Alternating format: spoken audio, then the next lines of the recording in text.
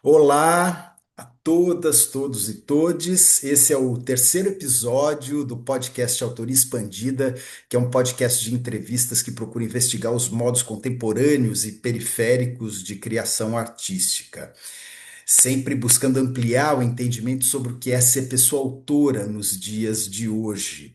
Então, por meio de conversas com artistas que operam com tecnologias emergentes, inteligência artificial e práticas fora do circuito tradicional, o nosso podcast procura trazer reflexões sobre outros conceitos de autoria.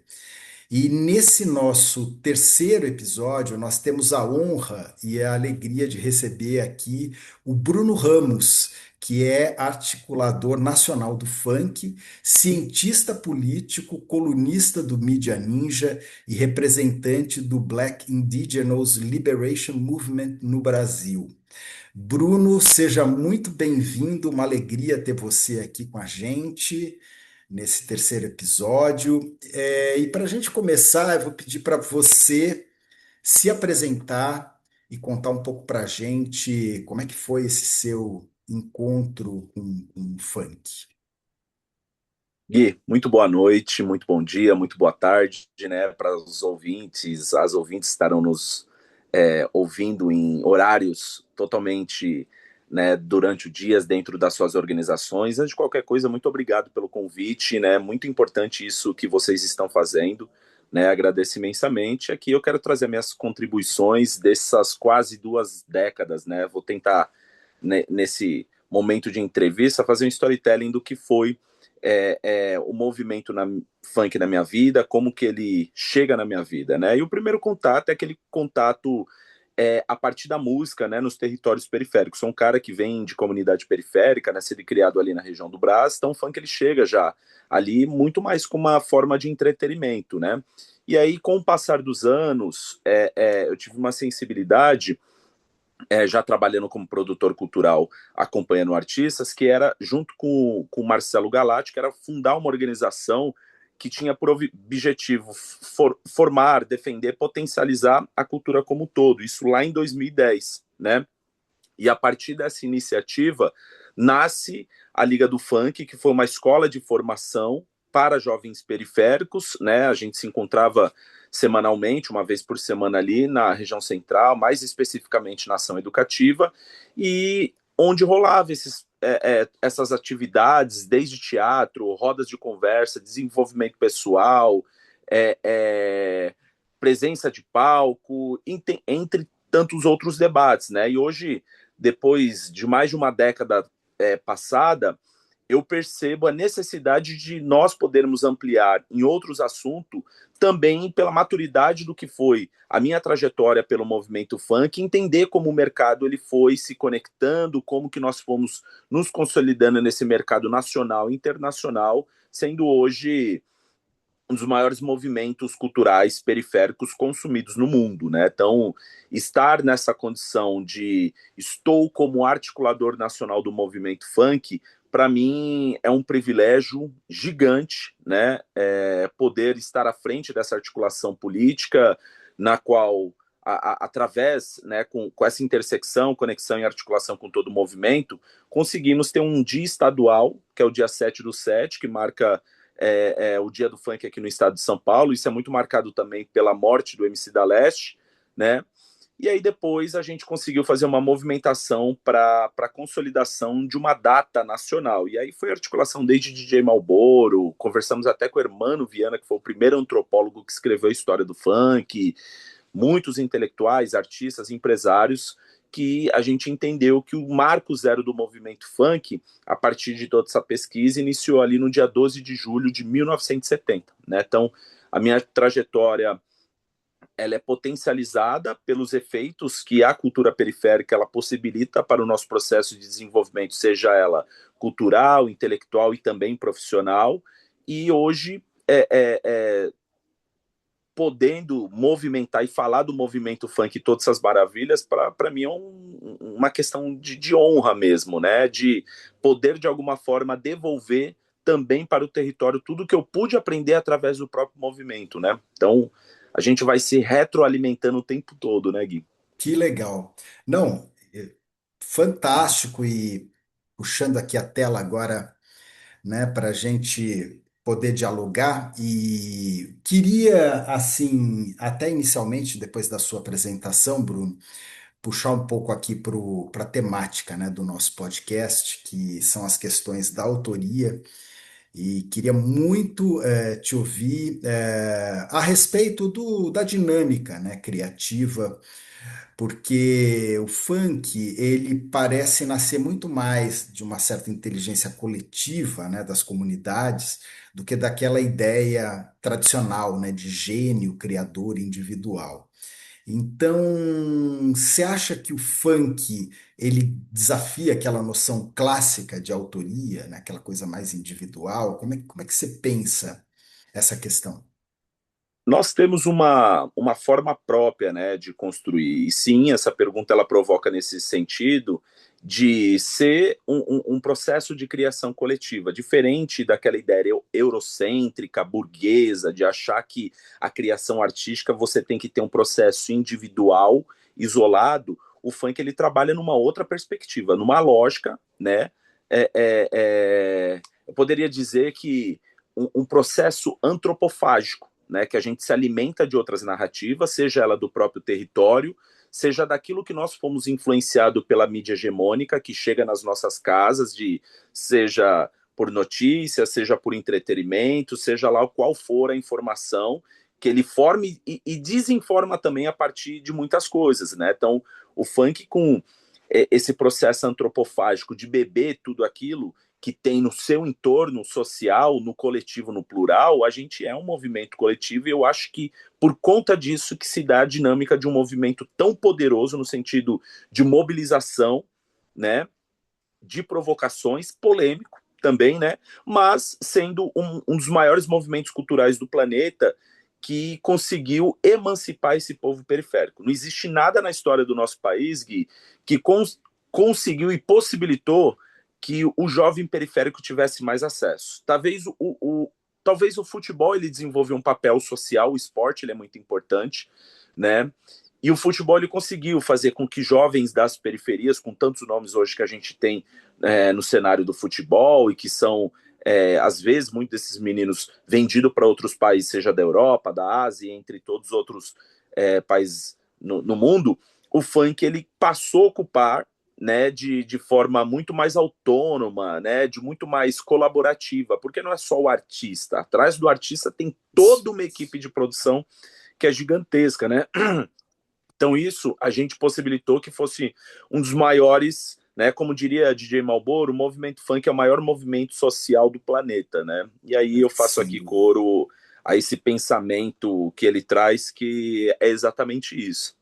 Legal, a gente vai chegar até nessa questão social, né? Mas eu ainda queria explorar aqui um pouco mais ainda esse ponto de autoria no seguinte aspecto, né? O fato assim do funk sempre ter trabalhado com essa coisa do sample, o remix, né? Uma certa apropriação sonora. Então assim, como é que vocês enxergam a questão da originalidade, né, dentro da lógica do funk, né, com as apropriações e tal?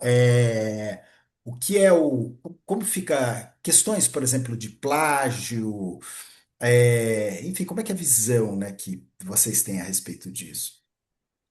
Isso é um dos grandes desafios que nós temos, né? Por se tratar de um movimento periférico, Gui, eu acho que esse debate ele é muito importante para a gente colocar luz em questões que a gente possa pensar tecnologias para o processo de desenvolvimento e expansão, né? Quando eu trago a ideia que esse lugar de ser um movimento antropofágico, essa ideia do sample, ele geralmente é o que norteia parte do processo de desenvolvimento, né? O primeiro cara, artista que nós conhecemos que passou a samplear todas essas músicas com referências estadunidenses, né, do Miami Bass, entre todas as outras referências, desde África Bambata, saudoso África Bambata que perdemos esse ano, entre Information Society, Kraftwerk. Então tem muitas referências que parte do que chega no Rio de Janeiro ali na década de 70, por exemplo, quando acontece o Baile da Pesada, em 12 de julho de 1970,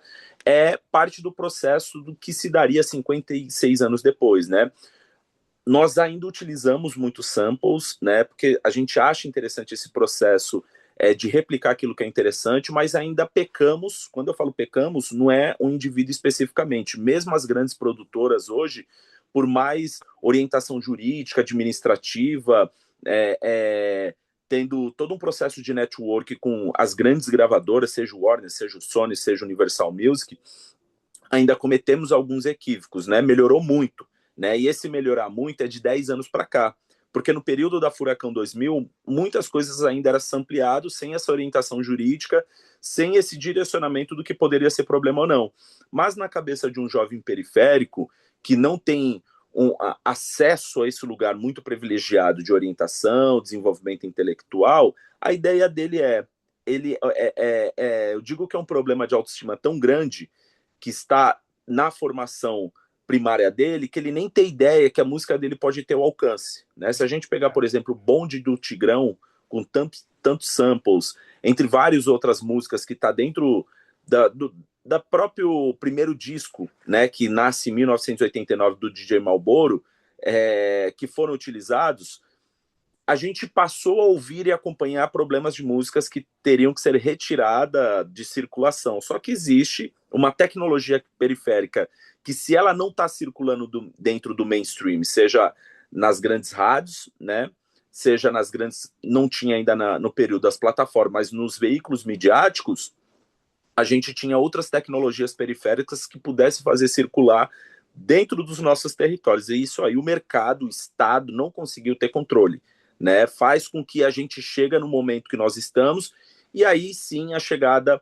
da era tecnológica, era digital, faz que a gente tenha esse processo de expansão, não somente de consciência, mas também artístico. Então o funk, ele, diferente de qualquer outro movimento cultural periférico, nesses 100 anos de cultura periférica, diaspórica, seja o samba, seja o hip hop, seja a capoeira, seja tantas outras manifestações culturais, o funk é um dos poucos que conseguiu sair da era analógica e passar a ocupar de forma muito vibrante, massiva, a era digital, que foi ocupação, seja desde o Orkut na época, Facebook, a YouTube chega, ele consegue dar um processo de expansão muito grande, que aí o dinheiro começa a entrar também para a formação e busca de orientação jurídica, administrativa, que é o que consolidou o nosso mercado de forma financeira nos últimos 10 anos, né?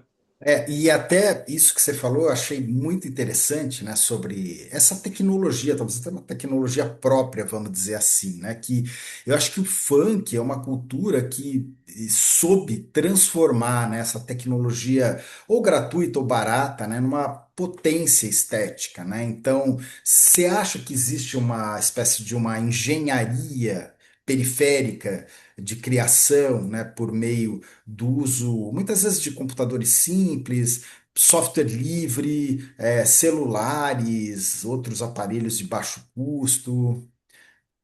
Total, total. Você tem uma coisa que a gente pode dizer é que o periférico, ele usa dessas tecnologias, a gambiarra social, né? A gente, a partir da escassez, Gui, a gente sabe utilizar de grandes recursos que depois o próprio mercado passa a se apropriar das nossas tecnologias para ganhar dinheiro. E aí, por uma falta de orientação, a gente acaba que ficando para trás, né? Mas eu me lembro, às vezes, não vou saber falar aqui nome de algumas músicas. Tem músicas, para ter uma ideia, que ela tomou alcance nacional tendo barulho de panela de pressão.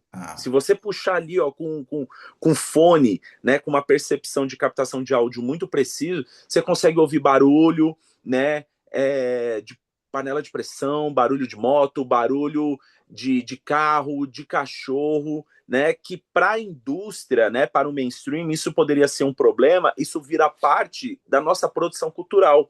E eles tornam isso a nossa originalidade, né, porque é,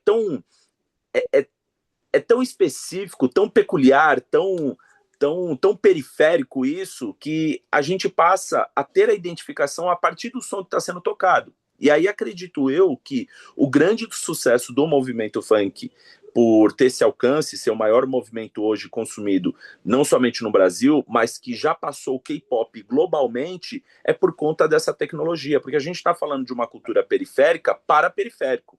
Não é uma cultura que ela parte, né, de uma ideia europeia ou estadunidense e tenta colocar em posição da cultura própria. É óbvio que a gente consome isso também, e a ideia de antropofagia cultural nesse sentido é que a gente bebe, se alimenta de outras narrativas e a gente cria o nosso próprio estilo. E aí, por uma questão antropológica, a identificação ela parte disso também. Então, isso que para alta cultura, num processo hierarquizado, né, elitista pra caramba, que acha que a gente não tem uma sabedoria, uma capacidade musical e de produção, na verdade a gente passou a ensinar e mostrar para o mercado que a nossa forma e autonomia é completamente diferente daquilo que o Ocidente como um todo ela prega como uma regra de desenvolvimento musical, tecnológico e todo o processo que a gente passa pela criminalização. Falou, oh, isso não é o funk da cultura. Na cultura por quê? Porque vocês não seguem uma regra. Que bom, a gente é um movimento de contracultura. Então a gente subverte a lógica do que é imposta pelo mercado. Aliás, isso é muito interessante, né? Porque ah, tem essa questão da criminalização, né, antes de ser reconhecida até como arte, né? Isso também é comum em algumas outras expressões artísticas, né? O aspecto de uma certa violação, né? Enfim, das legislações, enfim, de tudo que a gente tem, né? De certa forma também, por exemplo, o grafite, quando ele é feito numa propriedade privada ou algo assim, né? Então, eu acho que o funk também tem disso. E aí, você estava falando dessa questão de mercado, né? Uma coisa que eu acho interessante também da gente colocar é o seguinte, né? Quando esse mercado ele descobre uma estética periférica, como é o caso do funk, ele, no seu entendimento, ele legitima essa cultura ou, de certa forma, ele neutraliza parte dessa potência?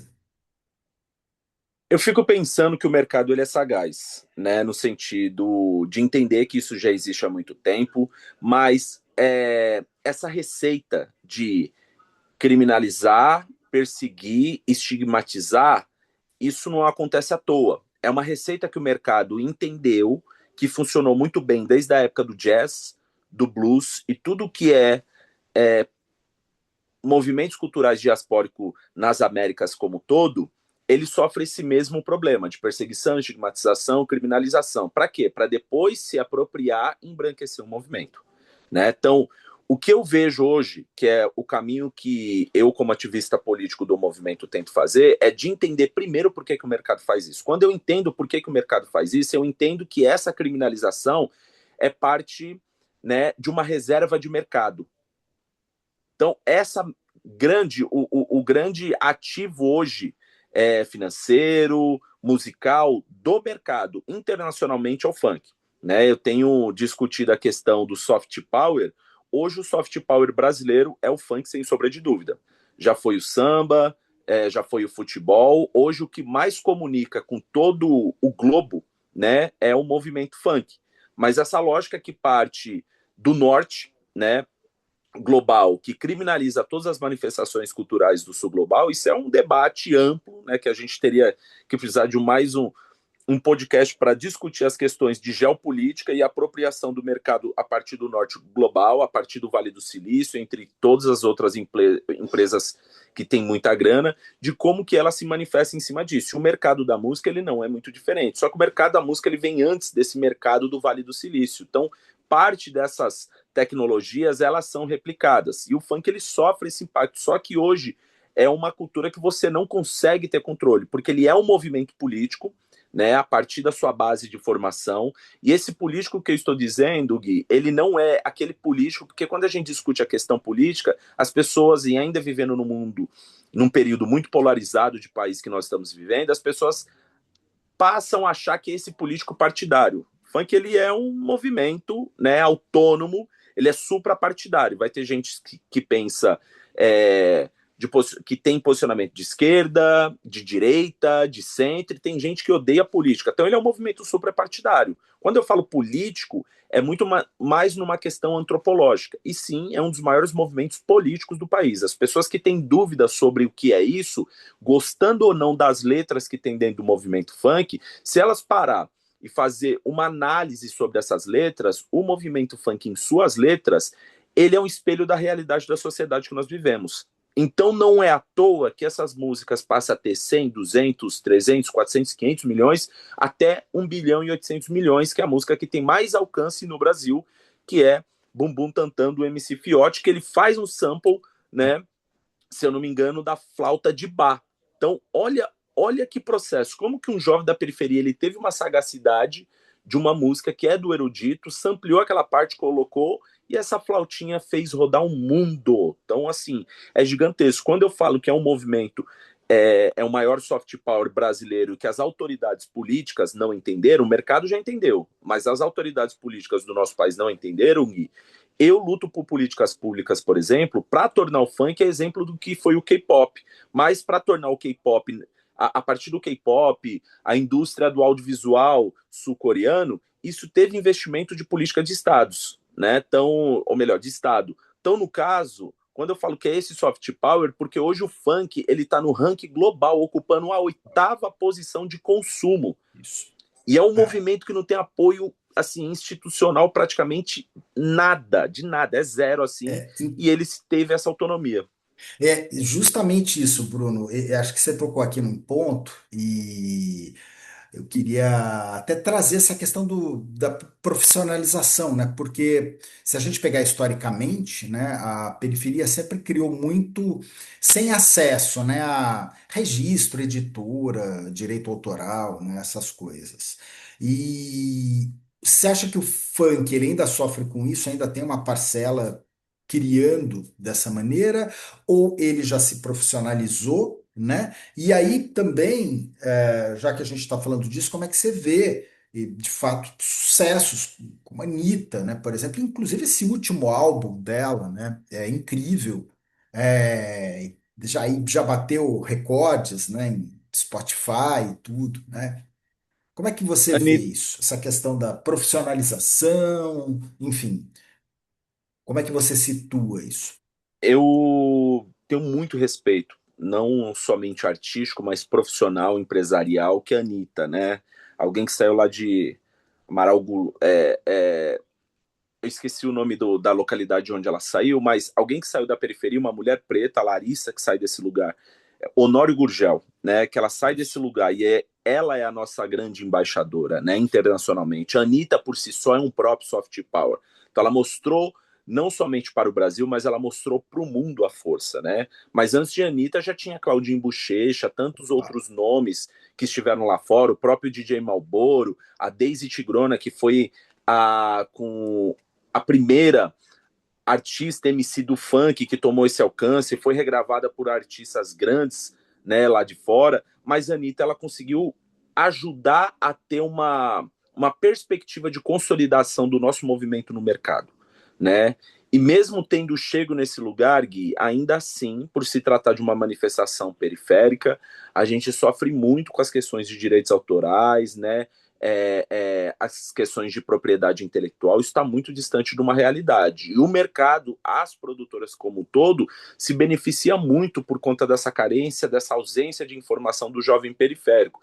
E o jovem periférico, às vezes, ele não está muito interessado, né, querer saber dessas coisas, porque a vida dele é muito rápida, a passagem dele, ele não tem ainda um planejamento de perspectiva de vida para viver a longo prazo. Então, ele vive muito imediato, e esse imediato qual é o grande sonho dele? Estourar uma música.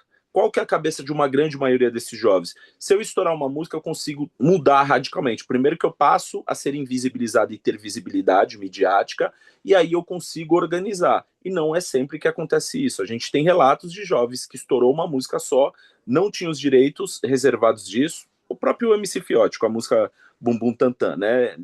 De certa forma, eu não vou saber explicar aqui até que ponto ele é detentor dos direitos da própria obra que ele criou, né? Entre tantos outros MCs. Então as produtoras acabam que se beneficiando em cima disso. Hoje já tem muito mais um processo de capacitação e profissionalização e transparência dentro desses contratos, que em outrora era muito mais abusivos, hoje é um pouco mais dinâmico, mais coerente com a perspectiva. Então, isso é um processo também graduativo de, de capacitação e profissionalização. Hoje já não dá mais para você enganar tantos esses jovens das periferias, porque se ele vai para a rede social, ele vai para a internet, o nível de exposição pode prejudicar muitos outros profissionais. Então, as produtoras também têm entendido ao longo dessas últimas décadas que para ela é lucrativo quando ela forma esse artista, quando ela dá bagagem, ela dá condição para ele entender sobre o que é direito autoral, sobre o direito dele de publicidade, o direito dele digital, como que ele sobe nessas plataformas. Então, o trabalho que as agregadoras fazem hoje em parceria com essas produtoras e também a conexão e todo o processo de 360 que alguma dessas produtoras têm do artístico, desde media training, desde da produção, desde o registro da letra, desde tudo, registro em NPI, hoje a gente já está num outro patamar. Hoje nós estamos numa outra relevância. Até 10 anos atrás era um grande problema.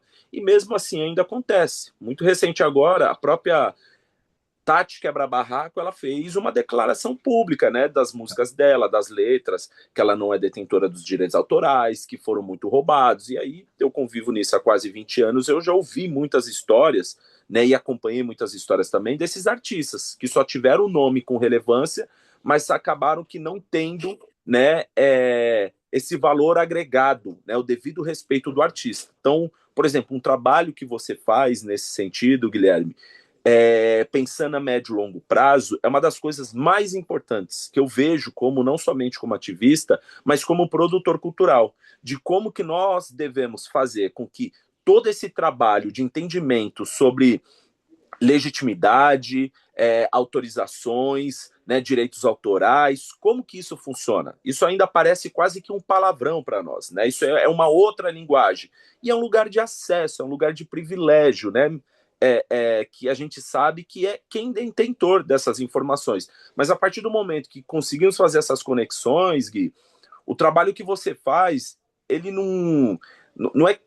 Você tem um oceano de possibilidade. Por que eu falo que é um oceano? Porque a gente conhece ou acredita do que existe a partir de pesquisa, do que é a profundidade desse oceano, mas tem coisas e seres ali que a gente não sabe nem que existe ainda, porque a tecnologia não conseguiu avançar. Então, o funk, ele é esse oceano de possibilidades, não para professores como você, que trabalha com direitos autorais, mas para outras formas de manifestações. Até 5 anos atrás, o lugar de ganho de dinheiro dentro do funk era só o artista. Hoje é toda uma profissão, né, gigantesca de videomaker, de Exatamente. jornalistas que trabalham com release, marketing. Então, a gente alimentou o Ou mercado seja, hoje. movimenta, né, todo né, todo um, não apenas ali a criação, mas, enfim, é, pessoas que trabalham nesse processo todo, como você falou, com vídeo e outras atividades, até sobre isso que eu queria, a gente já está aqui caminhando, né, pro final, Uhum, te colocar o seguinte, né, a gente tem trabalhado com o conceito de autoria, que leva em conta quatro dimensões, vamos dizer assim, né? A uhum, primeira delas é que diz respeito à produção, ou seja, quem produz, né, alguma coisa. A segunda dimensão é uma dimensão de reconhecimento, né? Então, quem é reconhecido como a pessoa criadora, né? Qual a importância social que se tem do reconhecimento, de se reconhecer esse ou aquela pessoa. A terceira dimensão é a dimensão do controle, né? Quem controla nessa criação. E a quarta, a do valor. Então, especialmente quando a gente fala de inteligência artificial, já entrando também nesse aspecto que eu queria te ouvir, né? É interessante porque na inteligência artificial, muitas vezes, né, essas pessoas elas são diferentes. Então, quem cria é diferente de quem acaba tendo controle, né, ou de quem acaba ficando, né, quem captura uhum, esse valor econômico. Então, no caso do funk, quem realmente hoje acaba capturando esse valor econômico? Porque você trouxe uma questão aqui bem interessante, né, da movimentação aí de várias pessoas, né, que fazem a coisa acontecer, né? Então, esse valor econômico hoje, você acha que ele é capturado mais por quem? Isso é distribuído, né? Por todas essas pessoas, tanto por quem cria, quanto por quem, enfim, exerce uma outra atividade ali, né? E como é que você vê a IA, nesse processo? Então, tanto enfim, queria te ouvir um pouco em termos se você vê como uma ameaça, se você vê como uma aliada, se você vê como uma ferramenta, como qualquer outra, né? Como é que você vê essa questão da IA na criação do funk e em toda a sua dinâmica, né? Em toda a dinâmica desse setor? Olha, Gui, é quase aquela pergunta de US$ 1 milhão, né? Porque é exatamente o debate que hoje está movimentando. Para quem trabalha no mainstream, né, as grandes agregadoras, essa é uma confusão muito grande da preocupação do que pode, né, ser SEA. Como eu penso politicamente, eu acho que a princípio é pensar no processo de regulamentação, né? Como que nós podemos? Eu nunca acho que uma tecnologia dessa, não tenho esse debate moralista que a chegada da IA vai tirar emprego especificamente. Vai mudar a forma de novas profissões que a gente não sabia que iria acontecer, né? Até antes da chegada dessas grandes plataformas, teve um debate muito parecido. Há 20 anos atrás, era o desespero que essas tecnologias iam tirar emprego de um monte de outras pessoas. Hoje, 20 anos depois, existem profissões que a gente nem tinha ideia que iria existir, né? Eu sou muito otimista sempre no processo de desenvolvimento, eu sou muito progressista com todas as chegadas dessas ferramentas, mas quem pensa politicamente, eu penso no sentido que precisa ser olhado com cuidado e ser regulamentado, porque a IA também, a chegada dela, ela é mais uma ferramenta de utilização muito importante. Se a gente fosse debruçar, por exemplo, na importância de pesquisas que têm ajudado a avançar em processos de questão de saúde, é muito importante. Na música não é muito diferente. A gente vai passar por esse processo cirúrgico. Eu acredito, eu sou muito otimista nesse lugar, com a chegada dessas tecnologias, pode acontecer um nível de aprimoramento das construções artísticas também, para além de acesso. Uma AI hoje para um jovem da periferia que não tem dinheiro para gastar com videoclipe ou comprar determinados tipos de programas que é caríssimo para produzir, ele consegue produzir. Então pode acontecer um boom de novas revelações artísticas. Aquela música que ela vai tocar, que já está rolando umas produções que eu tenho olhado para essas produções que são feitas em AI, ela tem um distanciamento, porque parte das construções hoje de quem trabalha com entretenimento é a necessidade das pessoas estarem reunidas para curtir as grandes celebrações. No momento que está sendo discutida a preocupação das AIs, é o mesmo período que tem ganho muito mais força os grandes festivais no Brasil.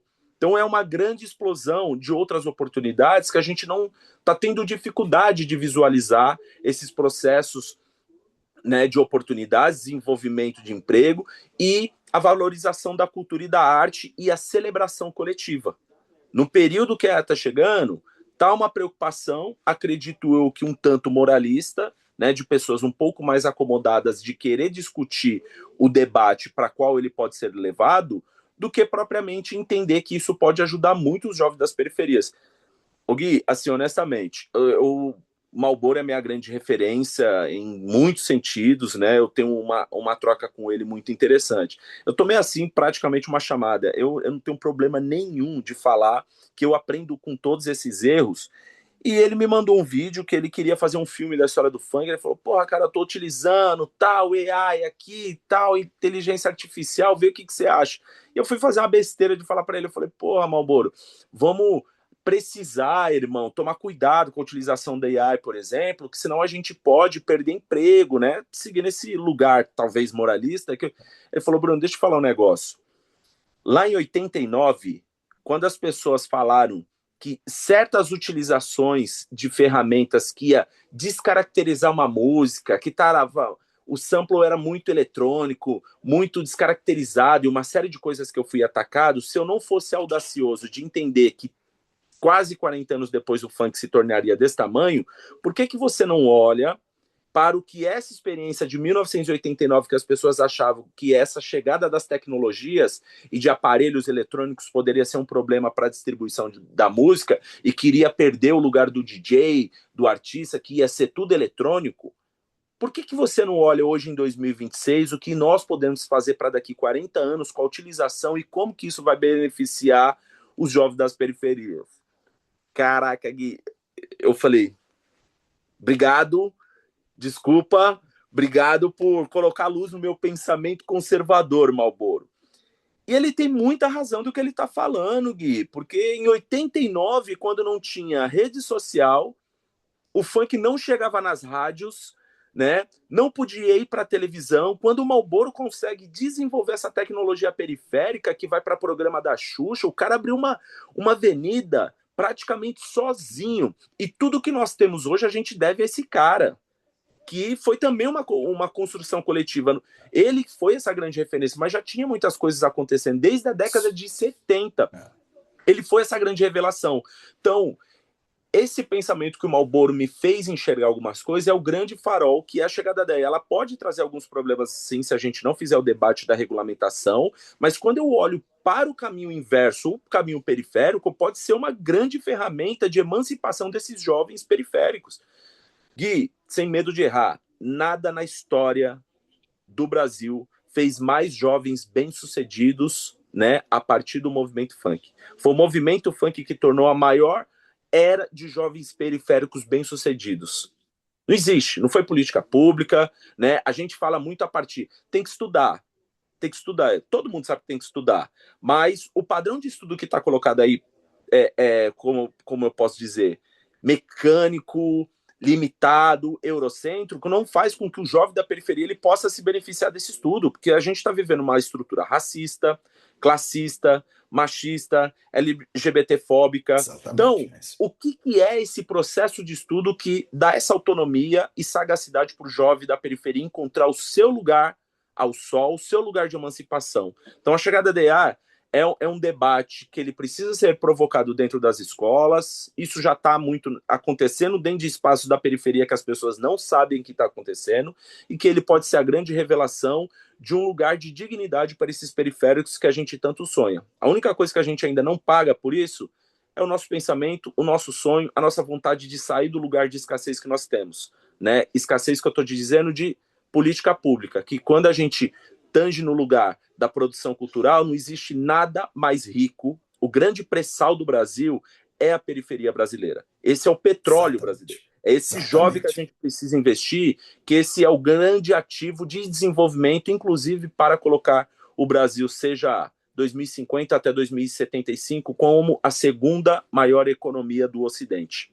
Exato. E nesse aspecto é que, ao mesmo tempo em que, assim, nessa linha que você falou, a IA expandindo, né, o próprio conceito de autoria, né, a gente também tendo que tomar o cuidado para que isso não funcione apenas, né, todo esse caldeirão criativo das periferias e tudo, tomar o cuidado para que isso também não funcione apenas como insumo, né, para que Exatamente. esse controle e os ganhos fiquem em outras mãos. Então, eu acho que em termos de legislação e de políticas públicas, eu, na minha opinião, né, a gente teria que caminhar no sentido de, ao mesmo tempo, expandir esse conceito, explodir, né, como você falou, que foi feito até, né, porque, de certa forma, quando você está falando aí de todo o movimento do funk, a própria ideia, pela própria dinâmica criativa, houve expansões, né, a partir do momento do uso de remix e samples e isso tudo. Então, do campo da autoria, do direito autoral, muita coisa teve que se repensar, né? E parece que com a inteligência artificial, também seguindo, né, o que você falou do DJ Malboro, nessa linha de expansão. Agora, você concorda que, ao mesmo tempo, a gente também tem que tomar esse cuidado para que todo esse caldeirão não vire insumo e aí o valor seja apropriado por outras pessoas, né? E não esses criadores. O que que Eu você acha disso, concordo, Bruno? eu concordo, mas todo cuidado é pouco, né? E se eu for pensar só por esse caminho, eu não consigo sair do meu lugar eu não consigo sair do lugar de partida, né? Eu acho que essa preocupação ela é legítima, sem sombra de dúvida, não existe nenhuma legitimação, mas toda a produção, pensamento e economia é, periférica, ela já fica dentro dessas grandes produtoras, né? Dessas grandes agregadoras, dessas grandes gravadoras mesmo, né, Gui? Tem um estudo do IFPI que saiu, se eu não me engano, em 2024, que o funk por sozinho ele conseguiu ter uma receita de 3 bilhões e meio. Crescimento no Spotify global teve mais de 3.424% de crescimento. Em parte a gente perde receita, só que se a gente olhar para quem que foi que também conseguiu ganhar dinheiro dentro disso, foi muitos jovens periféricos, né? Então, acho que essa regulamentação precisa existir. Nós temos que fazer, não digo nem pressão, mas encontrar caminho de diálogo. E Isso. aí é Congresso, é Senado Federal, É, claro. aproveitando que nós estamos em ano de eleição, é cobrar quem são os candidatos à disputa do executivo, né? Seja é, Lula, seja Flávio Bolsonaro, seja quem for, nós temos que abrir esse campo de diálogo, não pode ser moralista. Não dá só para falar com torcida organizada. É muito fácil eu falar com os meus que acreditam nas minhas ideias, que já gosta do que eu faço. O grande desafio é eu falar com outro campo que não está entendendo que isso pode ser rentável para o Brasil. A preocupação é quem pode se beneficiar? É o Brasil? É o jovem da periferia? É o crescimento e desenvolvimento econômico, social, intelectual e cultural do nosso país? Então vamos abrir esse debate. Enquanto a gente achar, né, que essa comunicação, essa informação privilegiada, ela te beneficia de alguma coisa, nós estamos em um outro tempo.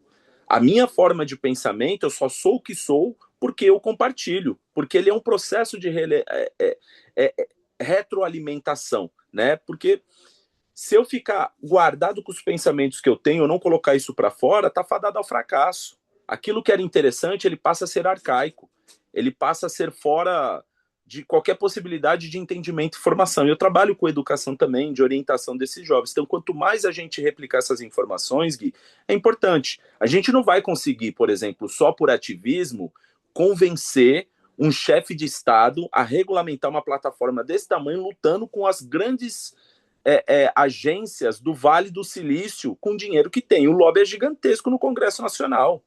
Quem trabalha com conta político, entendeu o tabuleiro xadrez, se o Vale do Silício achar que isso pode ser uma ameaça se regulamentar no Brasil, ele consegue fazer o lobby com os 513 deputados federais e os 77 senadores muito fácil.